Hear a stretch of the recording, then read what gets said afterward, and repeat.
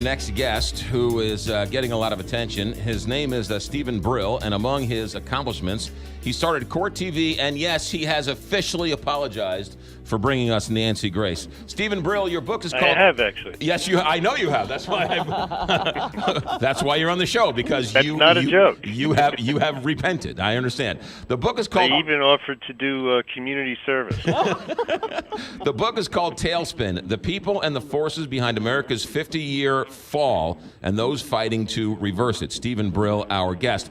Explain yourself. Why was the election of Donald Trump a revolt against meritocracy? What is that? Well, just think of who Donald Trump is and compare him to Hillary Clinton. Hillary Clinton was, the embodiment of the meritocracy.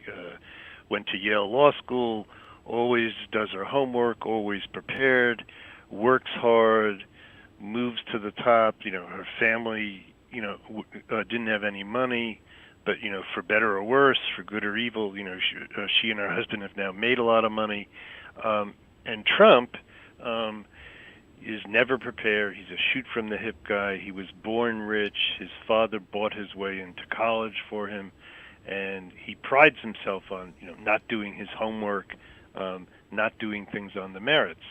And to me, that's a metaphor for what happened to the country beginning in the 1960s and 70s. And I, by the way, was a beneficiary of it because, I got a scholarship to Yale because I had very good, grades and board scores.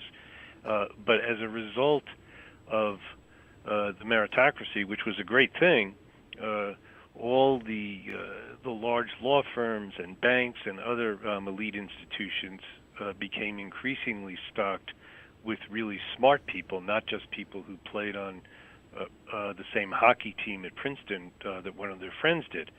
And the result of that is that the institutions in this country that are the top 1% became much more powerful and much more able to protect themselves and much more able not to worry about the unprotected. So as global trade and automation increased, and those are both, good signs of progress, we didn't pay any attention to the victims of those signs of progress. We didn't do the job training programs that every other country does when people are victimized by, the progress of globalization or, automation. The best and the brightest, brought us Vietnam, brought us Watergate, brought us the economic downfall. And so if the best and the brightest don't know what they're doing, why not go for somebody like Donald Trump?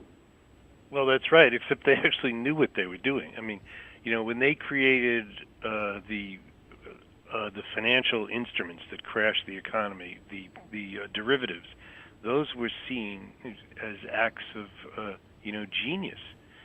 The legal engineers and the financial engineers who did that made themselves and their clients very rich.